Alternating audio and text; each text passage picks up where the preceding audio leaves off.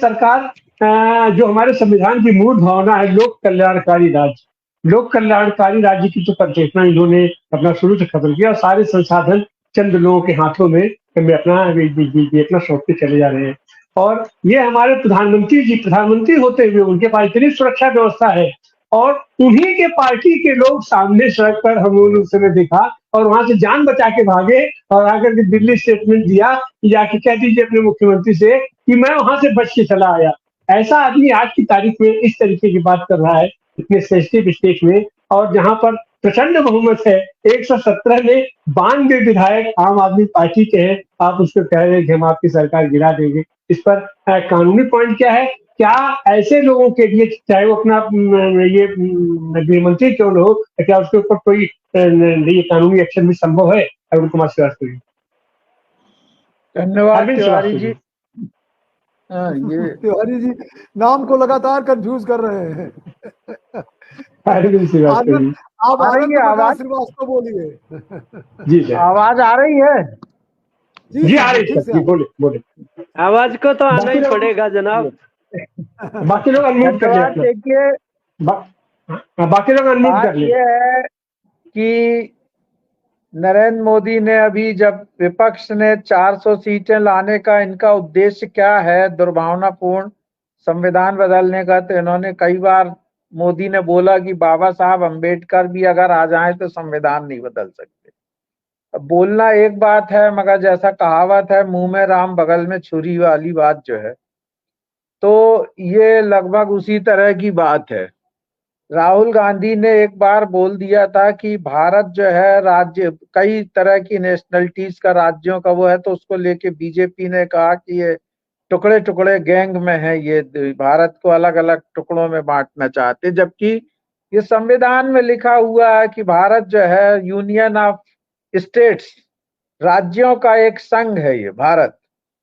और इसलिए संविधान में इस तरह का उसका स्ट्रक्चर बनाया गया है कि राज्यों को भी कुछ अधिकार दिए गए हैं, उनको ऑटोनॉमी दी गई है कुछ मामलों में, कुछ राज्यों को और कुछ केंद्र को।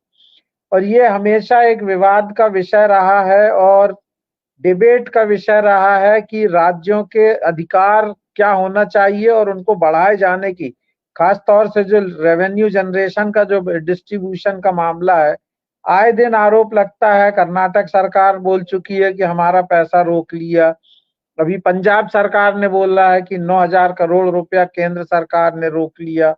तो जो पैसा ज्यादा जनरेट करते हैं, जो ज्यादा सेंट्रल फंड में देते हैं, उनको इक्विटी के आधार पे इक्वल डिस्ट्रीब्यूशन या प्रोपोर्शनेट डिस्ट्रीब्यूशन या उनके जो उसके आधार पे करते नहीं।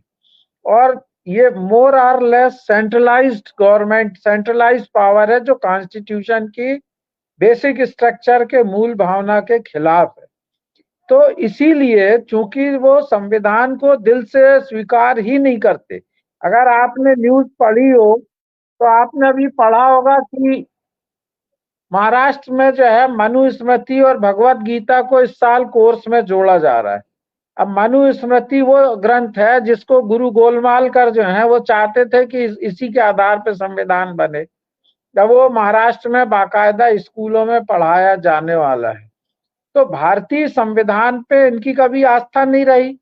संविधान सभा में जो बहसें हुई हैं और संविधान का किस तरह से विरोध किया गुरु गोलवलकर ने, और उसको एक विदेशी संविधान, विदेशी ऑर्केस्ट्रा पार्टी की नकल बताया था, वो सभी को शायद जो लोग पढ़ते हैं या जिन्होंने रामचंद्र गुहा की किताब भी अगर पढ़ी होगी ना, गांधी के बाद भारत और नेहरू के बाद, उनको सब मालूम होगा कि आरएसएस का उस समय रवैया क्या था। तो अमित शाह ने, चूंकि इन लोगों ने, मैं समझता हूं कि हमारे गिरते हुए राजनीतिक स्तर के कारण और खासतौर से विपक्षी पार्टी कांग्रेस पार्टी का जो ढीला ढाला रवैया रहा है, उसके कारण कई सरकारें गिरा ली। इसलिए इनको ये लगता है कि ये कहीं भी सरकार गिरा सकते हैं, खरीद फरोख्त कर सकते हैं, ब्लैकमेल कर सकते हैं, ईडी और इसका सहारा ले सकते हैं और इस तरह सरकारों को गिरा सकते हैं, जो कि फेडरल ढांचे के बिल्कुल खिलाफ है। इनकी ये बात ही असल में संविधान का उल्लंघन है कि सरकार गिरा दी जाएगी। ये अपने आप में एक तरीके का अपराध है संविधान के विरुद्ध। दूसरा बात ये जो हमारे पूर्व वक्ता साथी ने इशारा किया, देखिए भारत में जैसा नॉर्थ ईस्ट में आज तक लोगों में संतुष्टि, भारत से पूरी तरह से इंटीग्रेशन होने की संतुष्टि नहीं हो पाई, क्योंकि उसको एक तरीके से कैप्टिव स्टेट बना के ही रखा गया। कश्मीर को भी एक कैप्टिव स्टेट बना के ही रखा गया। कोई इंडस्ट्री और कोई ऐसी चीजें डेवलप नहीं हुई रोजगार की कश्मीर में कि अगर पर्यटन का रोक दिया जाए, पर्यटन ना हो, टूरिज्म सेक्टर को रोक दिया जाए, जो बाहरी लोग जाके पैसा खर्च करते हैं, तो कश्मीर अपने आप में आर्थिक रूप से आज उसकी इकोनॉमी सस्टेनेबल नहीं है बिना टूरिज्म के। तो ये इस तरह से कुछ राज्यों को डेवलप ही नहीं होने, आत्मनिर्भर होने नहीं दिया गया। नॉर्थ ईस्ट में भी यही स्थिति है।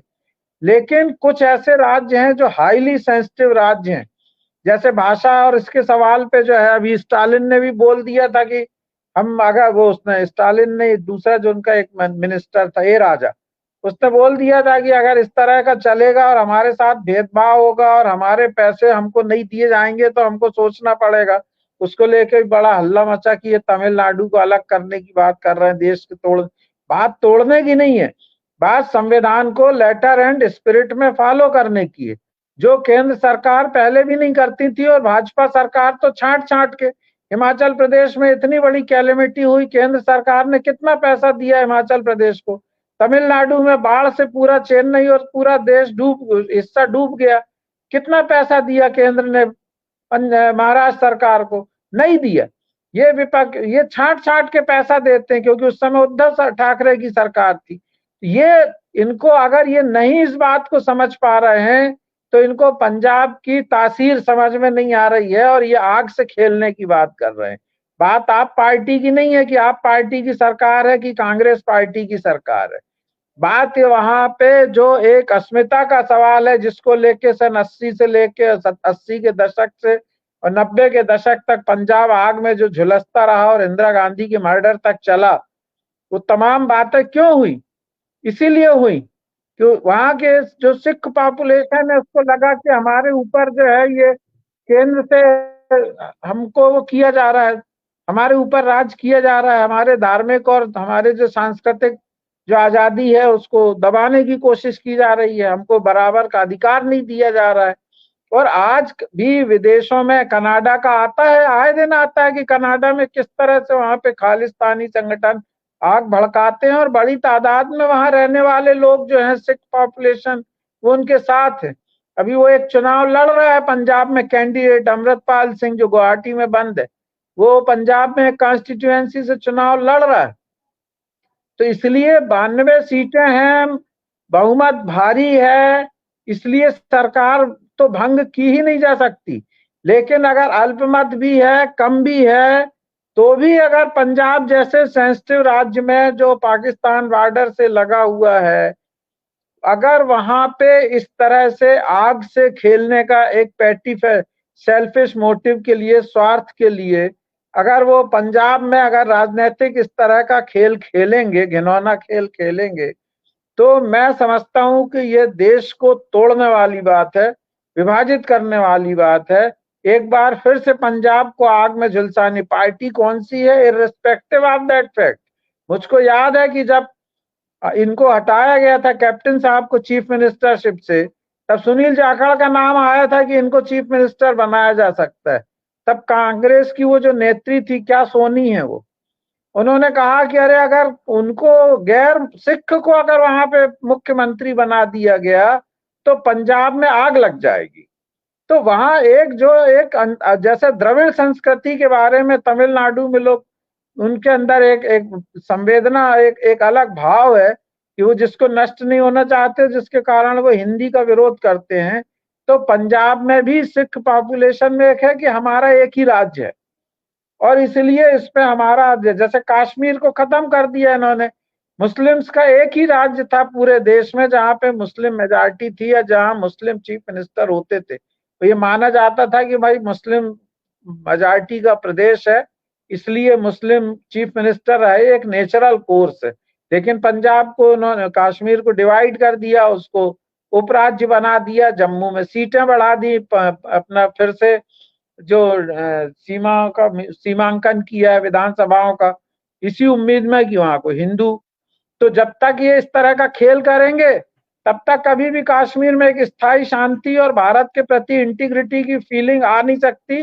और ये भाजपा भी जानती, इसलिए लोकसभा चुनाव लड़ने क्यों भाग गए, स्वर्ग बना दिया जब कश्मीर को, तो क्यों भाग गए कश्मीर से, क्यों नहीं चुनाव लड़े?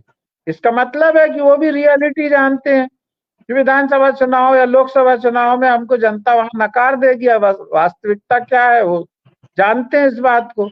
तो पंजाब में सरकार गिराने का अगर ये खेल खेलते हैं या धमकी देते हैं, इनके पास तो साम दाम दंड भेद सब तरह के हथकंडे हैं, ये हथकंडों का इस्तेमाल कर सकते हैं और तोड़ते हैं, फोड़ते हैं, सब करते हैं। लेकिन मैं समझता हूं कि अगर वो इस तरह से पंजाब के मामले में करते हैं तो ये एक बहुत ही खतरनाक संविधान विरोधी, देश विरोधी कृत्य होगा, जिसकी भारी कीमत जो है देश को फिर से चुकाना पड़ सकती है, जैसे सन 80-90 के दशक में हुआ था।